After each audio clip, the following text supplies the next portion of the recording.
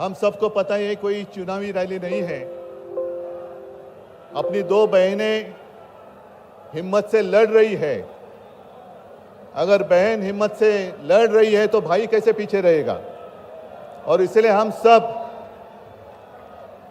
दोनों अपनी जो बहनें हैं, कल्पना जी हैं, सुनीता जी हैं, आप चिंता मत करो। सिर्फ हमें नहीं, पूरा अपना देश हिंदुस्तान आपके साथ में है। देश में जो स्थिति है मैं दोहराना नहीं चाहूंगा।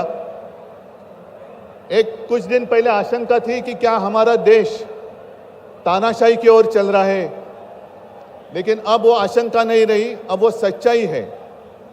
अगर बीजेपी सरकार को ऐसे लग रहा होगा कि अरविंद जी को अरेस्ट किया, हेमंत जी को अरेस्ट किया तो लोग डर जाएंगे, लेकिन उनको आज तक पता नहीं, उन्होंने अपने देशवासियों को कभी पहचाना नहीं।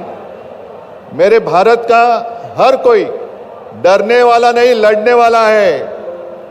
और अगर हिम्मत है तो बाकी आपकी सारी एजेंसीज हैं, ईडी, सीबीआई, इनकम टैक्स, जैसे हम इंडिया गठबंधन बनाकर सबके सामने आए हैं। अगर आप में हिम्मत है तो बीजेपी को मैं कहता हूं, चुनौती देता हूं कि बाकी सारी लोगों को छोड़ दो, आप सीधा आपके बैनर पर लगा दो कि बीजेपी के साथ जो 3 साथी पार्टी है वो ईडी, इनकम टैक्स और सीबीआई है।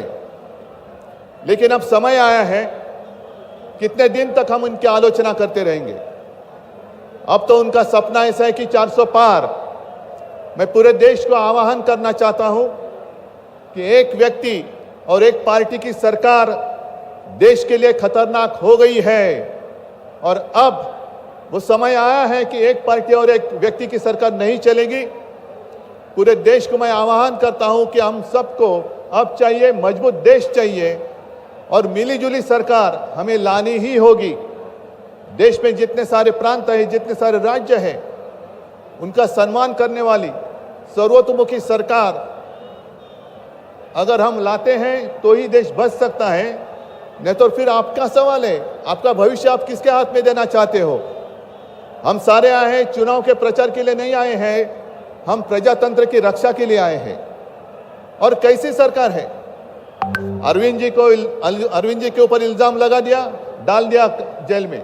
हेमंत जी के ऊपर इल्जाम लगा दिया, डाल दिया जेल में। ये कौन सा तरीका है। इनके पास जितने सारे लोग हैं, मैं आपके सामने आने से पहले कुछ पत्रकारों के साथ वार्तालाप कर रहा था और उन्होंने कहा कि उद्धव जी अब उन्होंने इनको साथ में ले लिया, उनको साथ में ले लिया। जिनके ऊपर भ्रष्टाचार के आरोप खुद भाजपा ने लगाए थे, उनको उन्होंने वॉशिंग मशीन में डालकर साफ सुथरा नहला धोला कर अपने मंच पर विराजित कर दिया।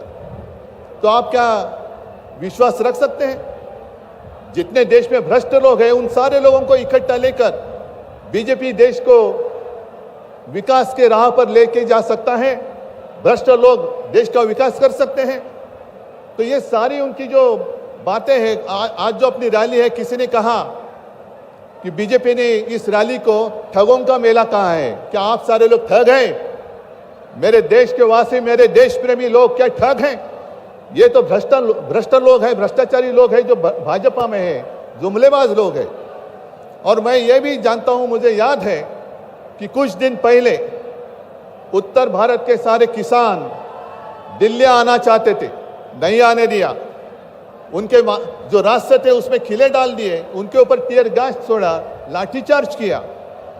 तो मैं पूरे देश के किसानों को आह्वान करता हूं, आप अन्नदाता हो, आप अन्नदाता हो, अन्नदाता देवो भव हमारी संस्कृति है। जो सरकार किसानों को आतंकवादी मानती है और जो सरकार किसानों को दिल्ली आने से रोकती है, तो पूरे अब समय है कि पूरे देश के किसानों ने किसानों को आतंकवादी समझने वाली भाजपा सरकार को दिल्ली आने से रोकना होगा। जैसे आपकी राह, उन्होंने आपके रास्ते दिल्ली आने से रोकी थी, वैसे अब किसानों ने बीजेपी को दिल्ली आने से रोकना ही होगा।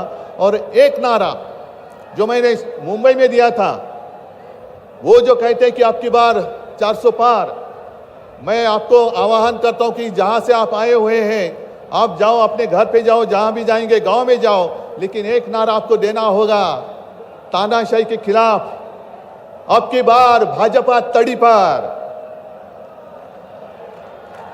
अब की बार भाजपा तड़ीपार और ऐसे तानाशाही करने वाली सरकार अब हम दिल्ली आने नहीं देंगे। यही शपथ लेकर आगे हमें जाना होगा। और फिर से एक बार सुनीता जी, कल्पना जी, आप चिंता मत करो, पूरा देश आपके साथ है। आप लड़ाई जीतेगी और हम सब लड़ाई जीतेंगे, प्रजातंत्र जीतेगा। जय हिंद, जय महाराष्ट्र।